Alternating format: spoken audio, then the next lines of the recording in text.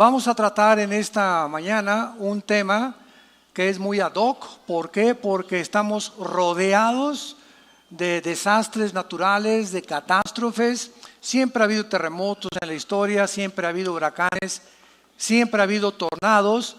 Sin embargo, no con la consistencia y como han convergido en los últimos años en el mundo a nuestro alrededor.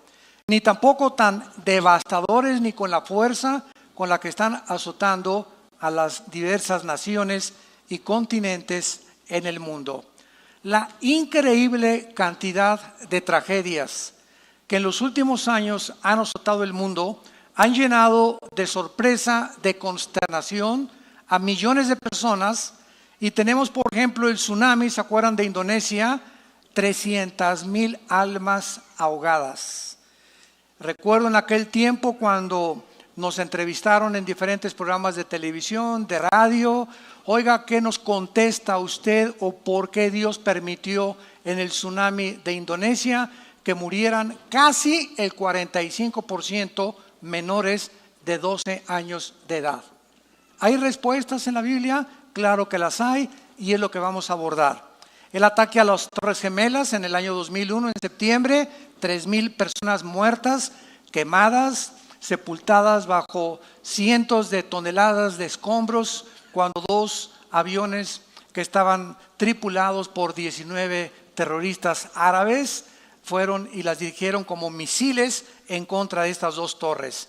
El huracán Katrina en 2005, ¿verdad? En Nueva Orleans, que casi acaba y arrasa con el puerto de Nueva Orleans. El terremoto de Chile, casi de los últimos que acaban de ver, que movió la inclinación del eje de la Tierra. Esto es impresionante, nunca había sucedido. El terremoto en Haití, la ciudad de Puerto Príncipe completamente devastada. Y ahora tenemos en este año el huracán Harvey en Houston. Gracias a Dios que en Dallas no nos llegó. Llegó en toda la costa del Golfo de México, del Atlántico. Houston, la mitad de la ciudad o más de la mitad completamente inundada. Imagínate levantarte en la mañana, que el agua te llegue simplemente al nivel de las rodillas. ¿Qué haces? Con toda la basura que se desparramó por todas las aguas, los botes de basura, las infecciones, hasta los lagartos se metieron, víboras, culebras. Nadie podía meter las manos al agua sin antes y agarrar una torta o algo porque estaba infectadísima. ¿Y a dónde voy a ir? Al supermercado nadando? Como voy, no tengo ni siquiera un bote. Voy a la farmacia, necesito pañales para mi hijo o leche. De veras, ustedes no tienen idea lo que se vivió en Houston en los últimos semanas. Y ahora, ¿verdad? El huracán Irma, que ahorita precisamente está pegando ya en la península de Florida. Parece que se desvió un poco de Miami, va la tormenta tropical en Miami, se dirige hacia Tampa y hacia el norte de la Florida, que están esperando más de 7, escuchen esto, 7 millones de evacuados. ¿Saben ustedes lo que significa eso? 7 millones de evacuados. Tenemos una persona que nos habló, que nos dijo que simplemente de Miami a Orlando, que no es un viaje como de 45 minutos, hizo 24 horas manejando. De la línea de carros tan despacio, porque toda la gente, ¿verdad?, huyendo hacia el norte, hacia Atlanta, prefiriendo, ¿verdad?, rescatar su vida que poder morir. Todas estas tragedias y todos estos acontecimientos nos tienen que recordar las verdades que vamos a continuar a desarrollar, y todos tenemos que recordar algo en primer lugar. La Biblia dice en Hebreos 9:27 que todos estamos sentenciados a muerte, porque es necesario que todos nosotros muramos, así está escrito, inmediatamente después de que tú mueras y de que yo muera, viene el juicio. No hay transmigración de las almas, no hay reencarnación, no hay purgatorio, no hay un lugar intermedio. En el momento que tú mueras, en la forma que tú mueras, cuando tú mueras y donde tú mueras, inmediatamente te enfrentas con Dios, como juez o como tu Salvador. Este mundo, ¿verdad?, es completamente temporal y frágil. Ahora bien, si tenemos en cuenta que todos tenemos que morir, fíjense cómo cambia la perspectiva cuando venimos a la Biblia que cuando estamos lejos de Dios. Si tenemos en cuenta que todos tenemos que morir, cuando mueren 50 personas juntas en un avionazo, cuando mueren 15,000 personas juntas en un terremoto, o cuando mueren 200,000 personas como en Indonesia juntas por la inundación, se le llama tragedia. No se le llama tragedia cuando morimos individualmente.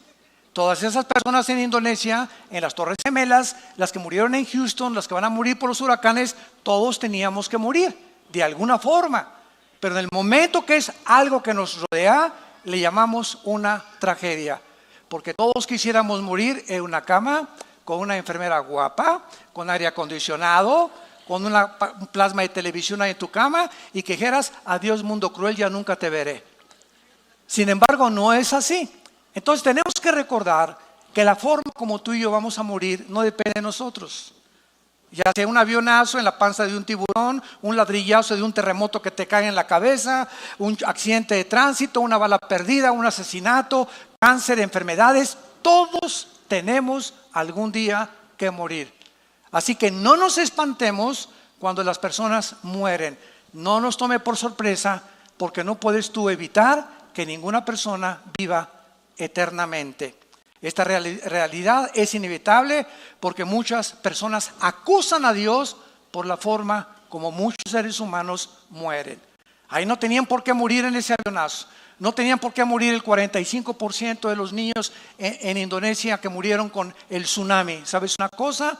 Cuando yo me puse a investigar acerca de las costumbres en Indonesia y de esos 45% de niños que murieron menores de 12 años de edad, la muerte, escúchame, la muerte de esos niños fue un acto de misericordia de Dios.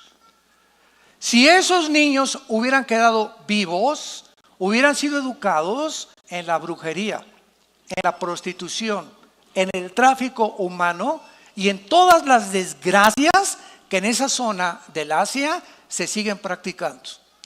Así que Dios en su misericordia se llevó a todos esos niños porque la Biblia enseña que de ellos es el reino de Dios.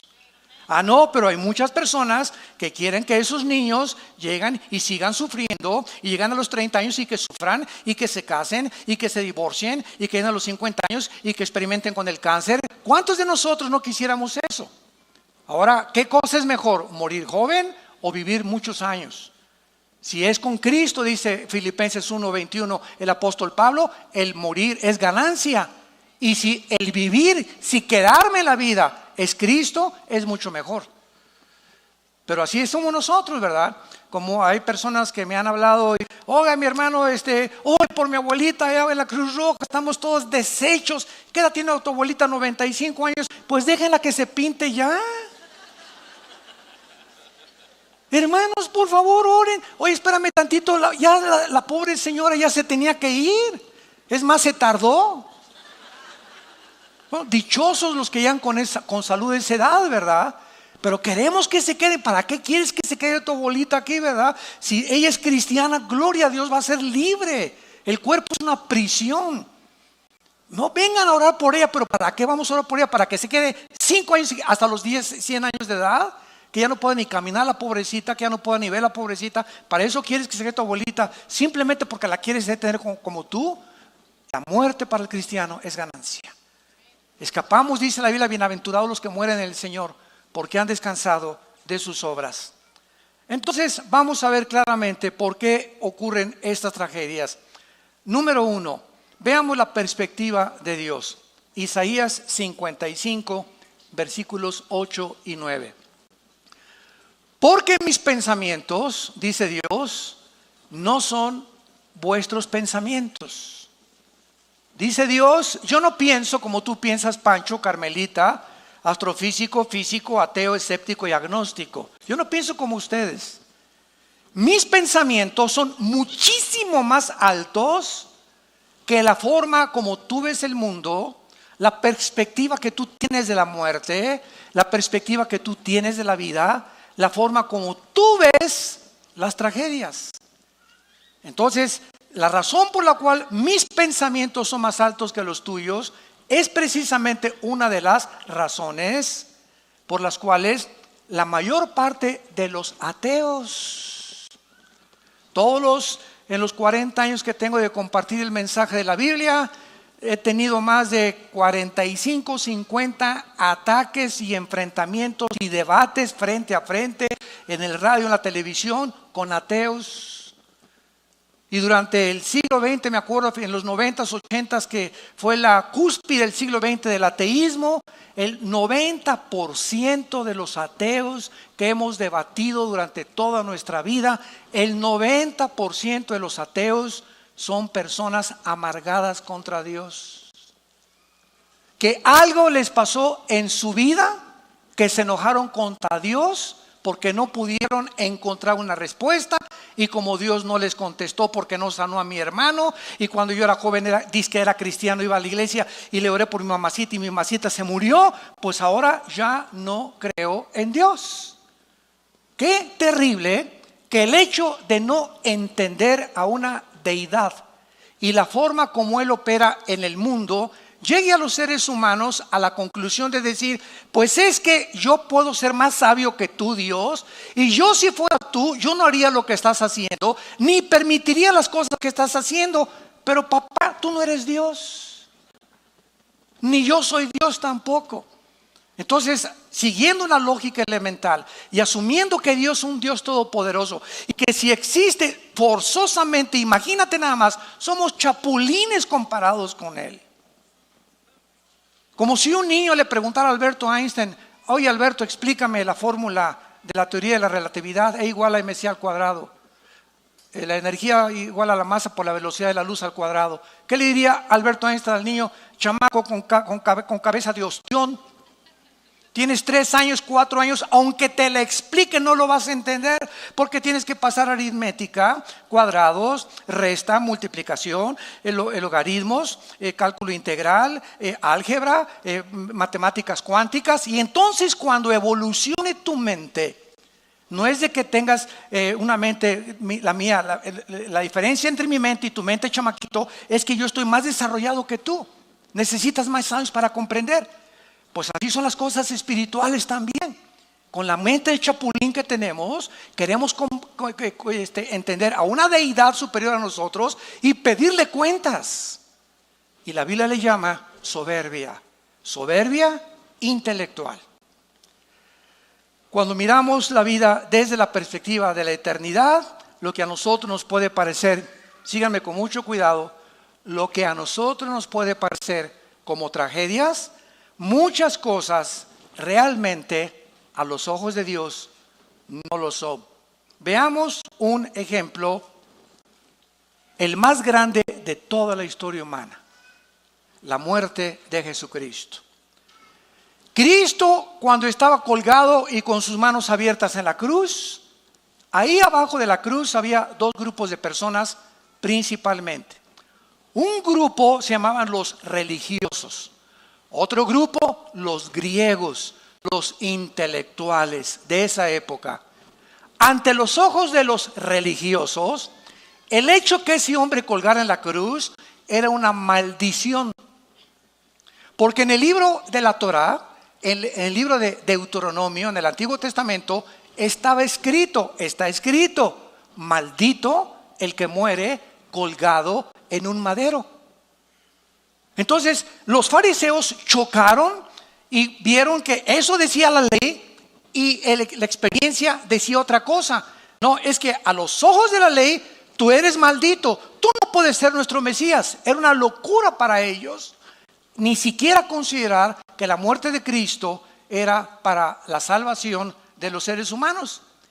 Y los griegos, por el otro lado, al ver a Cristo colgado en la cruz, de acuerdo a la filosofía griega que dominó 150 años en el siglo de oro antes de Jesucristo, los dioses de Neptuno y los dioses de Zeus y los dioses, los titanes de los griegos, era imposible que en toda la mitología griega pudiera existir ninguna historia en la que un padre o un dios tratara de matar a su hijo o no rescatar a su hijo cuando estuviera sufriendo de manos de los humanos. Entonces Dios en su infinita sabiduría nos dice en la primera carta a los Corintios, y este pasaje fue uno de los pasajes que me ayudaron a mí a convertir mi alma a Cristo antes de que yo mismo era ateo, fui ateo antes de ser cristiano. Y a mí me confundían todas estas cosas, lo mismo que a muchas personas que nos escuchan. Dice en 1 Corintios capítulo 1, versículo 21 en adelante: porque ya que en la sabiduría de Dios, el mundo no conoció a Dios mediante la sabiduría, agradó a Dios salvar a los creyentes por la locura de la predicación. Porque los judíos piden señales, piden milagros, y los griegos buscan sabiduría.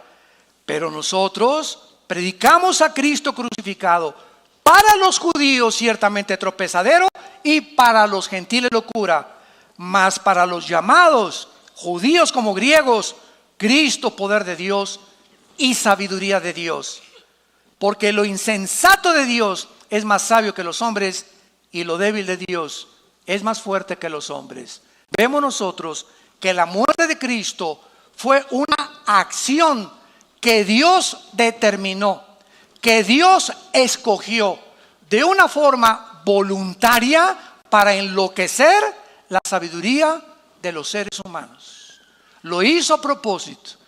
Entonces, ante los ojos humanos, ese hombre colgado en la cruz era una tragedia. ¿Cómo es posible que las espinas y la sangre, que Dios, si Él es el Hijo de Dios, ¿por qué su Padre dice que su Padre es Dios? ¿Por qué no lo arrebata? ¿Por qué lo dejó que sufriera tanto?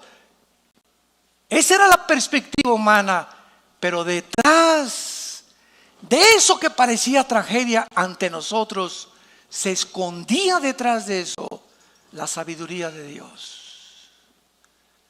Se escondía la mente de Dios. Se escondía el plan más grande de toda la redención humana. Porque Dios escoge lo insensato para nosotros, para tratar de enloquecer nuestra propia sabiduría y nuestra forma de pensar. Porque ningún ser humano, como acabamos de leer, a través de la investigación científica o de un análisis intelectual o clínico o filosófico, nunca un ser humano podría llegar a conocer a Dios. Dios tuvo que bajar del cielo hace 2000 años en la persona de su Hijo Jesucristo. Y Jesucristo tuvo que venir a revelarnos al Padre. Él lo dijo en Mateo 11: nadie conoce a Dios más que el Hijo, y a quien el Hijo lo quiera revelar. Así que el mensaje es el siguiente: cualquier persona que nos escucha que quiera conocer a Dios, nunca lo vas a conocer si antes no conoces a su Hijo. Es Cristo el que reveló al Padre. Es Cristo el que actuó bajo el Padre. Es Cristo el que hacía los milagros a través del Padre. Él vino a revelar al Padre. Y el que agrada al Hijo y conoce al Hijo, comienza a conocer quién es Dios, quién es el Padre. Así que no lo vas a conocer en flor de loto en Chapultepec, ni a través del yoga, ni a través de las filosofías orientales, ni a través de Buda, ni de Confucio, ni de Hare Krishna, ni del Dalai Lama, ni de Mahatma Gandhi. La única persona que ha existido en la historia, que ha bajado del cielo, que ha muerto en una cruz, ha sido enterrado, sepultado y resucitado a los 3 días, se llama Jesús.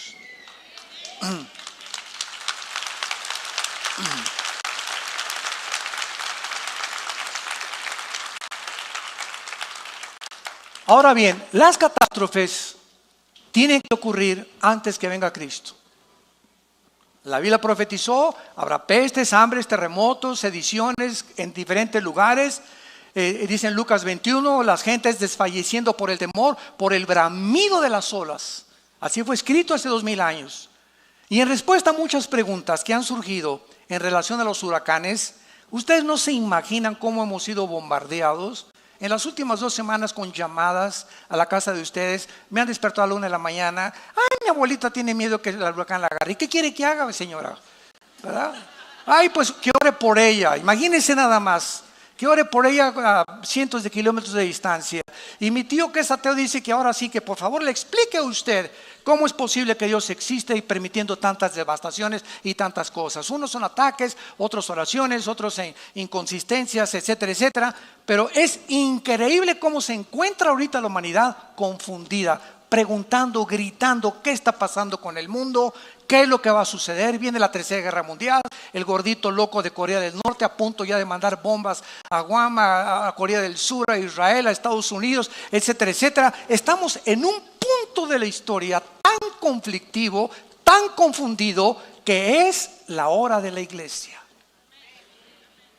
Este es el momento en el que más podemos nosotros darle al mundo la luz que están buscando. Filósofos, sistemas de gobierno, ideologías, comunismo, democracia, monarquías, ateísmo, agnosticismo, de todo tipo de filosofías de gobierno, de pensamiento, religiones, de economías, gobernantes, todos viven confundidos en este momento. Ya no saben qué sistema es mejor de gobierno, qué ideología es la mejor, cuál es la mejor religión, cuál es el mejor Dios. Ahora ya viene la corriente famosa que la profetizó, donde se va a levantar un líder religioso en el mundo que se llama el ecumenismo, tratando de unir. Vamos a unirnos, vengan para acá los budistas, vengan para acá los del Islam. Todos estamos adorando un Dios con diferentes nombres. Un momentito, por favor, Jesús, María y José y el burrito que los acompaña.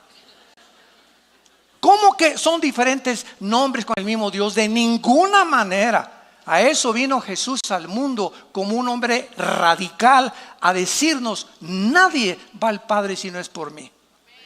Ese radicalismo de Jesús: yo soy el camino, no hay ningún otro camino. Yo soy la verdad, no hay ninguna otra verdad. Y yo soy la vida.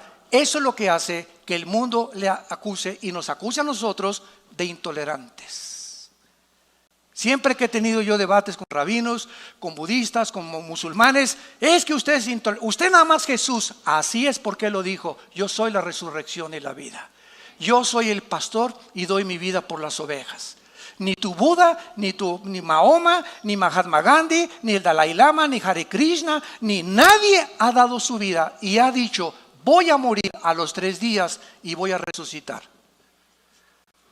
Entonces nos enfrentamos en un tiempo en el mundo en el que tenemos ya para poder tener respuestas.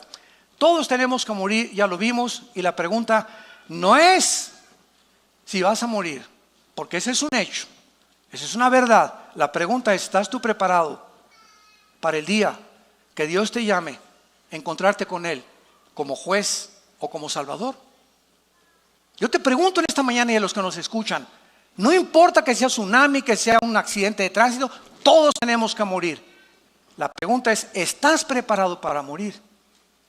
¿Estás listo para ese momento en el que sale el alma y el espíritu del cuerpo? Nuestro cuerpo queda aplastado bajo un terremoto, en la panza de un tiburón, muerto, te entierran, te creman. No importa lo que hagan a nuestro cuerpo. Este cuerpo corruptible que está sujeto a un deterioro celular por la misma ley de la segunda ley de la termodinámica, la ley de la entropía, que todo tiene que oxidarse y desgastarse, nuestro cuerpo se lo van a comer los gusanos. Polvo somos y al polvo regresamos. Pero ¿qué de tu espíritu? ¿Qué de tu alma? ¿Qué de esa parte invisible, espiritual, que la Biblia nos muestra que somos internamente? ¿Y qué es lo que tiene valor verdaderamente?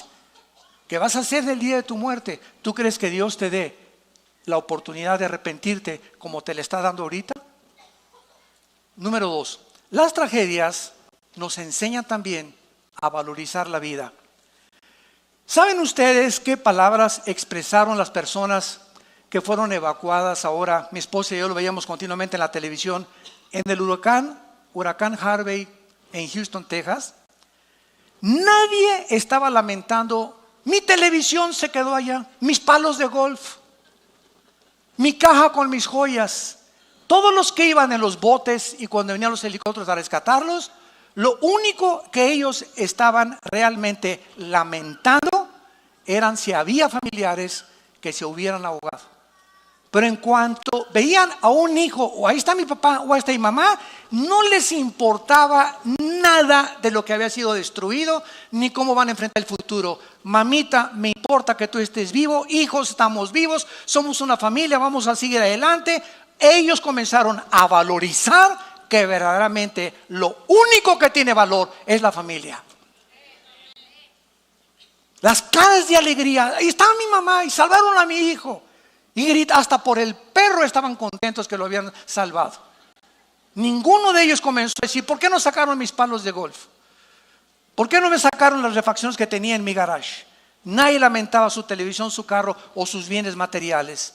Se lamentaban por la gente perdida, ahogada, y se alegraban por sus familiares salvados. Jesús dijo en Lucas 12:15, la vida del hombre no consiste en los bienes materiales que posee. No importa lo rico que hayas alcanzado en esta vida, ni los millones que hayas logrado. ¿Sabes una cosa? Todo eso se va a deshacer como la polilla.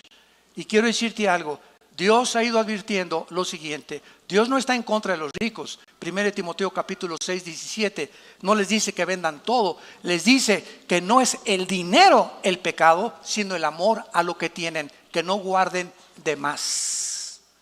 Entonces, recordamos 2008, la bolsa de valores cae 777 puntos. 62 billonarios, no millonarios, billonarios se suicidaron.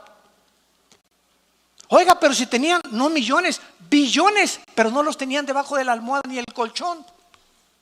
Todo ese dinero que tú crees que los ven los millonarios, lo tienen invertido, o bienes raíces, propiedades o en acciones. Y se desploman las acciones y se quedan completamente en la ruina. Y como todo su corazón y toda su motivación era el dinero, mientras tuvieran ese dinero, dormían a gusto, desaparece donde tenían puesto su corazón, en una fábrica de ídolos, y cuando el ídolo se derrumba, ellos ya no quieren seguir viviendo. Qué tristeza. Dios deshace como polilla, dicen los salmos, lo más apreciado del hombre. Todas esas personas en Houston, ¿cuándo se imaginaron que de la noche a la mañana, se iban a quedar con los chones con que salieron de su casa? Y no fue eso todo el susto. Escuchen esto: descubrieron días después que las compañías de seguros no aseguran casas por inundación, para acabarla de amolar. La compañía de seguros no hay pólizas, y si tú la quieres comprar te cuesta muchísimo más. Está garantizado contra incendios, un árbol que le caga el techo, una explosión de gas dentro de la casa, pero no por inundación. Así que miles de personas ahora en Houston y en Miami se van a quedar sin casa y van a comenzar de ceros su propia vida. Perdieron sus pasaportes, perdieron sus identificaciones, su seguro social, perdieron todo absolutamente de la noche a la mañana. ¿Estás tú preparado para alguna tragedia de estas? Enfrentarla con la paz que sobrepasa todo entendimiento y decirle: el Señor Dios dio, el Señor Dios quitó, sea bendito el nombre de Jehová. Como lo hizo un hombre en la Biblia llamado Job, cuando de la noche a la mañana perdió sus propiedades, su ganado, sus hijos, y para acabar de amolar le dejó la esposa. Y lo digo de amolar, ¿verdad? No porque sea malo estar casado, simplemente porque la esposa comenzó a maldecir a Dios y comenzó a maldecirlo a Job también. O sea, le dejó la última espina todavía a Job. Pero lo más lindo, ¿verdad?, es que vemos que al final del libro tienen el doble de hijos, le deja la misma esposa, le trajo a Miss Universo y fue un hombre felizmente murió felizmente. Entonces, las tragedias nos enseñan a valorizar la vida. Además, las tragedias unen a toda clase de personas. Los salvavidas, cuando vino ahora el huracán en Houston, no le decían a los que estaban flotando, ahogando: eres del PRI o del PAN, eres blanco o eres negro, ¿tienes feria o no tienes feria? ¿Tienes plata o no tienes plata? ¿Verdad? Ni de esas cosas. El rescate no era para los ricos, ni para los pobres, ni para los blancos, ni para el partido. Ahí nos damos cuentas de qué forma en las tragedias no hay color de piel, no hay partidos políticos, no hay ideologías, no hay nada. Todos somos seres humanos, creados a la imagen y la semejanza de Dios. Y todas las cosas que nos dividen, tonterías, ¿verdad?, que se llegan a matar porque tú eres de otro partido. Pues tú le vas a las Chivas, yo a la América, y te voy a agarrar botellazos, porque yo soy americanista. Y si sale el camión de la UNAM de los Pumas y sale otro camión, le rompen los cristales y lo voltean porque le ganaron a los Pumas. Qué increíble es el ser humano y de cómo las pasiones combaten dentro de nosotros por minimidades, por tonterías. Y finalmente encontramos también, ¿verdad?, que el mundo no va a funcionar nunca sin Dios. Un desastre como este huracán nos recuerda que este mundo no funciona, pero el próximo sí lo hará. Y ese fue el sentimiento de todos los santos a través de la Biblia. Dice en Hebreos 11, versículo 13, conforme a la fe, murieron todos estos, tanto los mártires como los no mártires, sin haber recibido lo prometido, sino mirándolo de lejos, creyéndolo, saludándolo y confesando que eran extranjeros, peregrinos sobre la tierra, porque los que esto dicen claramente dan a entender que buscan una patria. Pues si hubieran estado pensando en aquella de donde salieron, ciertamente tenían tiempo de volver, pero anhelaban una mejor, esto es celestial, por lo cual Dios no se avergüenza de llamarse Dios de ellos, porque les ha preparado una ciudad. Todos estos hombres que han muerto atrás de nosotros, desde el siglo XX hasta atrás, y que han seguido a Jesucristo, nunca consideraron que esta vida era eterna. Todos aceptaron la perspectiva: soy peregrino en este mundo, mi vida va a pasar así. Los que ya pasamos del quinto piso lo sabemos. Así pasa la vida, pero así. Vemos los nietos, los hijos y nos damos cuenta qué rápido envejecemos. Y comienzas a valorar qué es lo más importante para la vida. Y nos damos cuenta la vanidad, la vaciedad, la falta de propósito y de sentido que la mayor parte de los seres humanos tienen. Todos luchando. ¿Qué vas a estudiar? Una carrera donde pueda haber más feria. ¿Y de quién eres compadre? De mi compadre el diputado, que me va a ayudar a conseguir un puesto para poder seguir robando. ¿Y qué es lo que anhelas en la vida? Hacer dinero, ser como Steve Jobs y fundar una opción como Apple, y ganar dinero por acá, o ser un músico conocido. Y ya cuando alcanzas esto, van a ustedes a concluir como están concluyendo las estrellas de televisión y de cine del siglo XXI. Y lo digo porque es público. Entrevistaron hace poco a Madonna y le preguntaron que qué pensaba ella que pasaba ya de los 50 años de edad, y contestó: sufro de pensar que en el momento que ya no tenga público, ¿qué voy a hacer? Porque mi adrenalina y la forma en la que me sostiene es el público, y sin público yo me moriría. ¿Qué hace un gobernante cuando fue presidente de la República y sale? ¿Ahora qué sigue? ¿Qué sigue? ¿Cuál es el monte a escalar?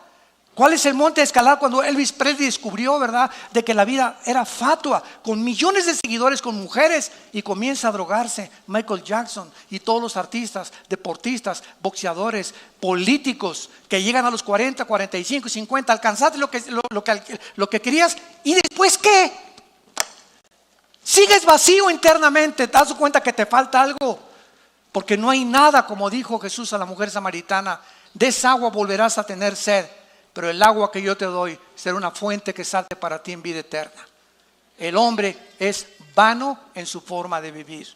Siempre el dinero y el show, y por aquí, y el fashion, y esto y el otro, y siempre estamos pensando, en nuestras cabezas tan llenas, y de repente, sin que te des cuenta, ¡pum!, llega la muerte. Y todos tus planes, todos tus pensamientos, todas tus ambiciones, como el vapor, ¡brum!, se desvanecen, y estás delante del trono de Dios.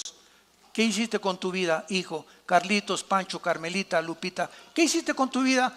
Pues nada. Y esta es la forma en la que la Biblia nos advierte que algún día tenemos que entregar cuentas a Dios. Ahora, muy bien, veamos ahora clásicamente la muerte de los niños. La Biblia nos enseña que todos los menores de edad, cuando mueren por no ser responsables de sus acciones, ellos están cubiertos por la sangre de Jesucristo. Síganme con mucho cuidado. La inocencia de Adán no se compara con la inocencia de un niño después del nacimiento de la raza humana. La inocencia de Adán era una inocencia sin culpa legal. En otras palabras, Adán no fue creado y traía en su pasado culpa que expiar. Nació sin absolutamente nada en la que Dios no le podía decir: pues tengo que pagar por ti, y etcétera, etcétera, porque él no había pecado. Pero de Adán a nuestros días, todos los niños que nacen inocentes, pero con una culpa de por medio, porque todos nacimos en pecado. En pecado nos engendró nuestra madre, Salmo 51. hemos todos nacidos alejados y destituidos de la gloria de Dios, pero esa culpa con la que nacieron los niños, la Iglesia romana le llama el pecado original. Y cuando los bautizan, ellos enseñan, cosa que no está en la Biblia, que se les borra el pecado original. No importa cómo se porten después, hayan sido borrachos, parranderos y jugadores, ellos ya desde niños ya no tienen el pecado original por el bautismo, ¿verdad? Esto es una barbaridad a la luz de la Biblia. Entonces, ese pecado original, que es el con el cual nacimos, al adquirir conciencia, los niños, 7, 8 años de edad, comienzan a adquirir responsabilidad de los padres para que les den el plan de la salvación y a esa edad rescatarlos de esa culpa para que no crezcan en su adolescencia con ella, que crezcan con Cristo a los 7, 8, 9 años de edad, tal vez ya hasta muchos antes, y poder comenzar a encaminarlos en caminos que conducen a la justicia, la santidad y la verdad de Dios. Qué grande responsabilidad ser padre de familia, qué enorme responsabilidad. Ahora, la muerte para el cristiano, ¿verdad?, es muy diferente. No importa cómo muramos, no importa las tragedias que atravesemos, la Biblia nos llena de esperanza. Por ejemplo, el Salmo 116, apúntalo, porque te puede servir para las personas que mueren y leérselo. Dice el Salmo 116, versículo 15, estimada es a los ojos de Jehová la muerte de sus santos. Cuando un cristiano muere, Dios y los ángeles dicen, alabío, alabao, alabim bomba, ya viene, ra, ra, ra. Y aquí, ay, ¿para qué te lo llevaste? Porque el instinto de sobrevivencia nos hace actuar de esa manera. Nosotros queremos que todos, ¿verdad?, nuestros seres queridos se queden hasta los 80, hasta los 100, hasta que con nosotros. Porque esa es la tendencia del ser humano, porque no sabemos qué hay después de la muerte. Pero Jesús vino a quitarnos la cortina, a descorrer el velo y mostrarnos que cuando un cristiano muere, no se imaginan el paraíso a donde están nuestros seres queridos o hermanos o hijos que se hayan muerto. Ellos se encuentran, qué Disneylandia, ni qué Renoventura, ni qué nada, ni qué Riviera Maya, se encuentran descansando contentos con el pandero, alegres, en un lugar millones de veces mejor que este basurero de planeta donde tú y yo vivimos. Pero queremos que regresen y se queden con aquí. Hay hermanos que también han dicho, hermano, ayúdame a resucitar al muertito. Es cristiano, sí, déjenlo, ¿para qué se va a dar un susto si regresa? Imagínense nada más, ¿no? Es que Cristo dijo que resucitáramos, espérame un tantito, lo hizo para demostrar su deidad. Pero ¿para qué quieres que resucite? ¿Para qué quieres que regrese de basurero? Está mucho mejor en el otro mundo que vive. Pero así somos los seres humanos. Dice la Biblia en Hebreos capítulo 14, versículo 32. Lo mismo acerca de la muerte para los cristianos. Proverbios 14, 32. Por su maldad será lanzado el impío, mas el justo en su muerte tiene esperanza. No hay ninguna esperanza para el que muera y nos esté escuchando ahorita sin Cristo. Si tú mueres en este momento que escuchas este mensaje, hoy en la tarde, o tal vez dicen que vienen terremotos más grandes a México, te cae un ladrillo de la chimenea en tu cuarto y no amaneces mañana y no te volvemos a ver. Tú mueres sin Cristo, no lo digo yo, lo dice este libro que se llama la Biblia. Tú vas a ser condenado eternamente, lejos de la presencia de Dios. Y cuando estés en la otra vida, siempre recordarás que Dios te habló a tu corazón en esta mañana. Y yo estoy seguro que cuántos de ustedes, y hay cantidad de millones de personas que ahorita no están escuchando, que Dios les está hablando por última vez. Que ya no va a tratar Dios con tu vida, te ha hablado muchas veces, pero por tu corazón endurecido amontonas ira para el día del juicio justo de Dios. Y vemos también en Isaías 57, este pasaje me encanta. Isaías 57, perece el justo y no hay quien piense en ello. Los piadosos mueren y no hay quien entienda que delante de ellos la aflicción ha sido quitada. Entrará en la paz, descansarán en sus lechos todos los que andan delante de Dios. Y así es la vida. Muere un artista y hasta Bellas Artes y rodean y mariachis y 10,000 personas y viva por aquí, por allá. y muere por allá San Francisco de Asís y las ratas lo acompañan al entierro. Así es la vida. Y muere un presidente, y muere un cantante, y muere este, y muere por aquí, por allá, y las televisiones y todo, y entrevistas, y cómo murió, y murió de un pasonzototote de drogas, murió de un pasontote de alcoholismo, murió porque mató a su esposa, y mató a su esposo, y se envenenaron, o lo que quieras, pero la gente los levanta, y lo que los hombres tienen por sublime, Dios lo tiene como abominación. Y así es la vida. No nos sorprendamos. Porque el mundo alaba y exalta a aquellos que no merecen, pero para ellos fueron buenos por lo que fueron buenos futbolistas, buenos cantantes, buenos artistas, buenos políticos. No digo que todos, pero así es la forma como la Biblia nos dice. Muere el justo y no hay ni siquiera que se acerque a su cementerio. Ahora vamos a ver nosotros qué es la diferencia cuando nosotros vivimos a la luz de la eternidad. ¿Qué diferencia tan grande? Cuando una persona ha aceptado a Jesucristo como su Señor y Salvador y las personas que le han rechazado, el cristiano es una persona que no tiene ninguna religión. ¿Sí me escucharon, verdad? Tú puedes ser evangélico, puedes ser bautista, puedes venir a Vida Nueva, puedes ser bautizado, remojado y colgado. Puede ser mormón, testigo de Jehová, adventista del séptimo día, católico. No me importa el título de la botella que tú le has puesto a tu vida. Unos católicos, otros protestantes, otros mormones, etcétera, etcétera. Cuando venga Cristo, nunca va a haber el título ni la religión a la que perteneces, sino qué está dentro de la botella. Así que no importa el título que, pues yo no soy católico, pues porque me bautizaron y crecí en un lugar católico. ¿Sabes una cosa? Tú puedes ser católico e irte al infierno.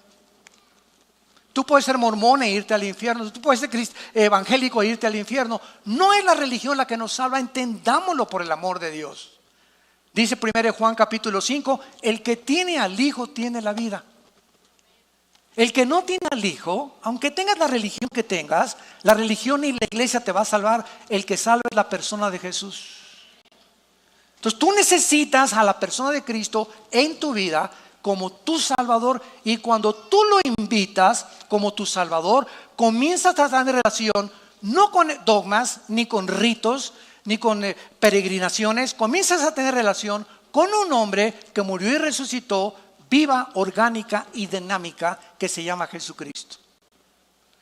Y si tú que me escuchas me dices que tienes una religión y nunca en las mañanas te levantas a tener comunión con Dios en la Biblia, no en el Corán ni en el libro del Mormón, en la Biblia, no tampoco en los libros de Walter Mercado ni los de los gurús, en la Biblia. Si tú no tienes un tiempo en la Biblia diario con Dios, donde tú oras y descubriste que platicas con Dios y Él ya se hizo real en tu vida, tu religión te va a condenar. Porque te vas a morir engañado, creyendo que porque tenías una religión te vas a salvar. Y no es así. Dice en 1 Juan 1, 12 y 13.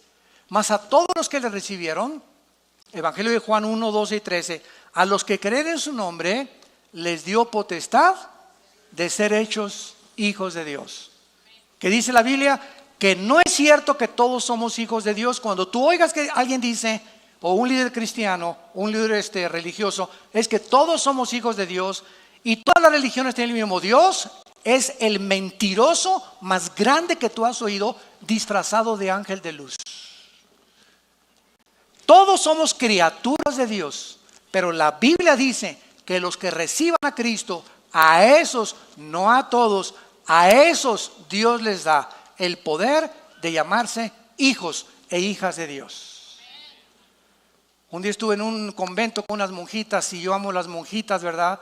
Y me encantan, y también con curas, platicamos con todo mundo, ¿verdad? Y siempre debe mover la compasión, la misericordia, porque nosotros antes de ser cristianos, pues navegábamos también en diferentes barcos y teníamos diferentes ideologías. La raíz es la ignorancia de la Biblia. Entonces cuando hablo yo con un religioso, ¿verdad? Como les dije una vez, estaba en un convento y me dice la madre superiora, oiga, doctor Alducin, quiero que ore por mí para recibir al Espíritu Santo. Y había como 7, 8 monjitas detrás de ellas, bien lindas, todas así con la carita, así parecían florecitas, todas así. Y le dije, oiga, ¿qué están haciendo aquí en primer lugar? ¿Cómo que qué estamos haciendo, Silvio? ¿Qué están haciendo aquí encerradas? En un convento. ¿Por qué no salen? Es que aquí estamos buscando a Dios. ¿Dónde sacaron eso? Les dije. ¿Tiene la Biblia? Bueno, busco. ¿Tiene una Biblia? Preguntó la madre superiora. Y no encontraban la Biblia las pobrecitas, ¿no? Bueno, yo llevaba la mía y se las abrí, ¿verdad? Y les dije, si quieren, tráigame la de ustedes, la Torres Amado, la Nácar Colunga, las versiones católicas. Todas dicen lo mismo. Y claramente lo dice, ¿verdad? Que Jesús dijo, id y predicar el evangelio. Pero el diablo las ha engañado y las ha encerrado, porque encerradas, ¿a quién le van a predicar? Se voltearon a ver unos a otras. Ah, pues sí, ¿verdad? Para no hacerse el cuento largo, esa madre superiora ahorita es misionera en el Brasil, cristiana, hija de Dios. Dejó el convento y dejó todo. El Dios le abrió los ojos. Gracias a Dios.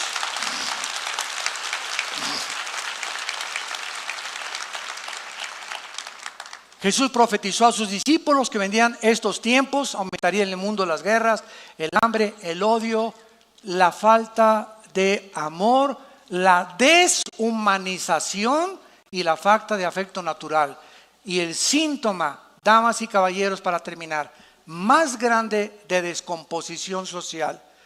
No nos asustemos de los tsunamis, terremotos que van a venir y van a azotar el mundo, y muy pronto ya soy en los cascos del Apocalipsis, en el cielo, que viene Jesús pronto por nosotros. La iglesia va a salir antes de que todos los juicios del Apocalipsis caigan sobre el mundo. Es una promesa de Cristo. Asustémonos de la descomposición social de los matrimonios. El matrimonio es la institución más santa y más sagrada que Dios estableció. El matrimonio es el fundamento de todas las sociedades y la familia. Y de acuerdo a este libro, la familia es un papá, un varón, una mujer con hijos. Esa es la familia para Dios. No es un hombre con un hombre y una mujer con una mujer. Eso ya es la descomposición más terrible, más degradante, más inmoral a la que la sociedad humana ha llegado, como un síntoma de que la sociedad ha llegado a los juicios de Dios. No echemos la culpa a Dios. ¿Por qué muere tanta gente? ¿Y por qué estos terremotos? Veamos el comportamiento y el pecado tan descarado, donde el ser humano está aceptando esto como algo normal. Y no es normal, es pecado. Un matrimonio es entre un hombre y una mujer, un perro y una perra, un gato con una gata, un león con una leona, un caballo con una yegua. No es un caballo con un caballo ni un perro con un perro. Dejemos la Biblia. La naturaleza misma nos enseña la multiplicación de las especies. Por eso hay el género femenino y el género masculino. Eso no fue una obra de la evolución. No es una coincidencia que yo haya nacido con órganos reproductores masculinos y mi esposa femeninos. ¿Para qué? Para unirnos los dos. Un niño necesita una mamá, un niño necesita un papá. No necesita dos mamás y dos papás. Un niño que crezca sin un papá pierde la imagen masculina. Y de acuerdo a estas estadísticas, casi el 60% del homosexualismo es de personas que nacieron en matriarcados, donde en el lugar es la mamá la que manda y el papá está borrado completamente. Y el hijo se identifica con la mamá porque el niño necesita la identidad de un padre. El niño necesita la identidad de una madre. Pero hemos llegado a este grado en el mundo de la sociedad y por eso los juicios de Dios están como nunca van a venir. Porque nos estamos descomponiendo, entendámoslo, nos estamos descomponiendo. Estamos pensando que la economía y esto y que es la moral a lo que Dios le da importancia en la Biblia. Tú tienes en esta tarde la oportunidad de arrepentirte de tu vida, de ayudar que te cambie el Espíritu Santo.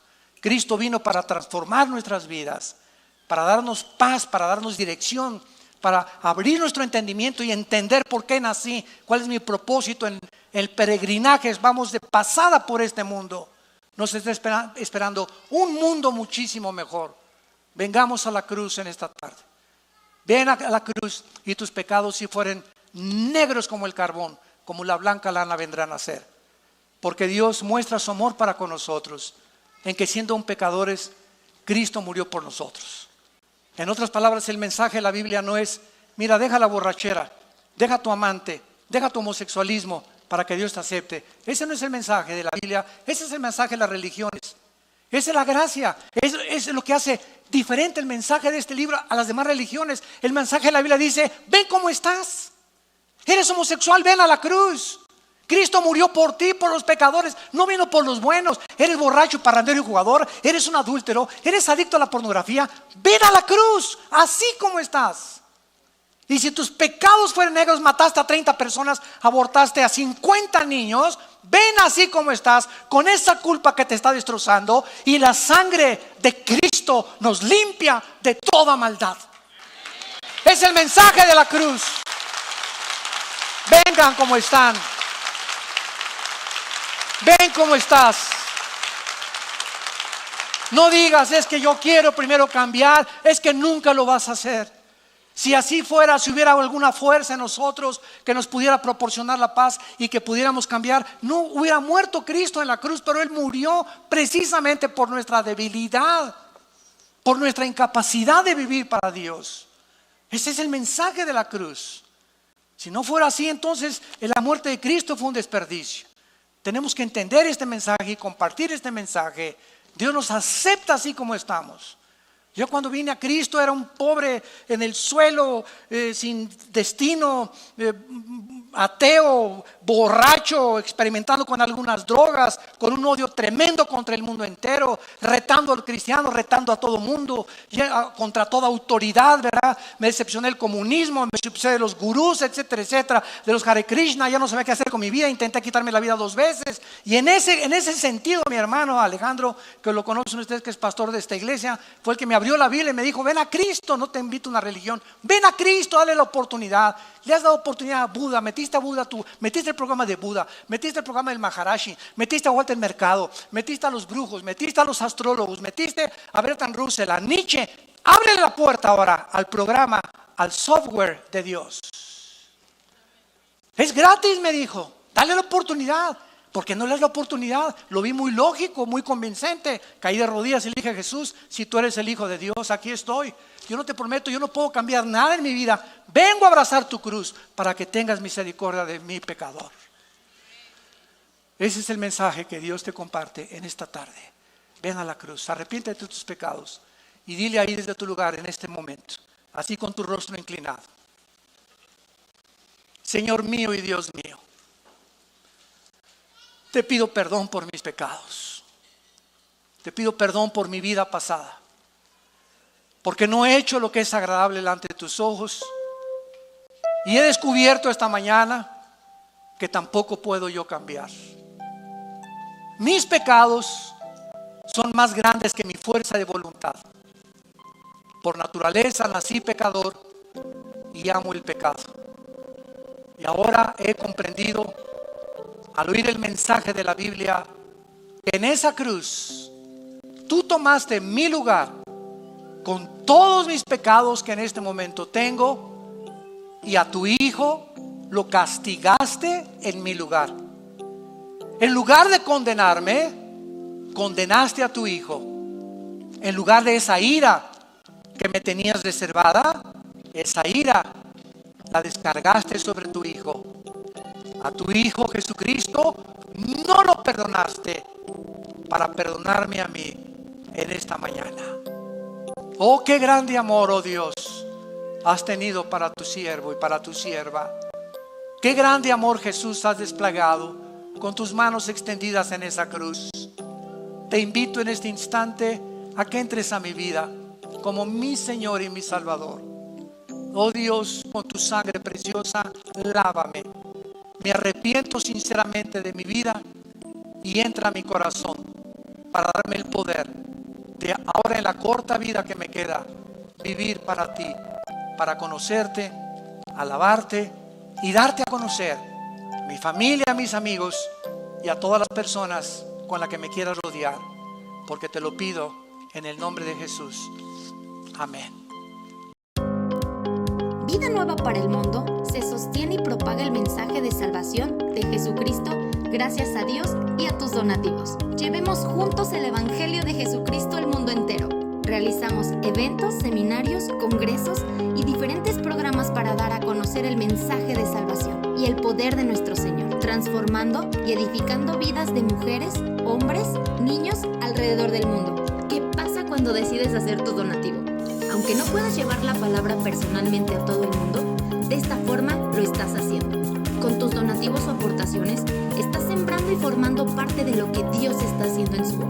Estás ayudando a traer luz a la oscuridad, paz al conflicto y esperanza a los que no tienen ninguna. Dona desde México.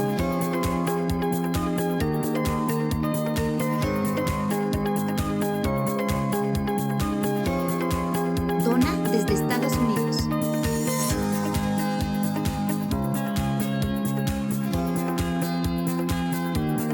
Para el resto de donaciones de otras partes del mundo, www.vidanuevaparelmundo.org.mx/dona. Estamos cumpliendo la gran comisión.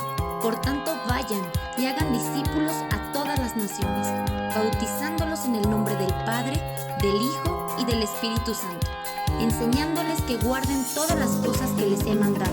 Y he aquí que yo estoy con ustedes todos los días hasta el fin del mundo.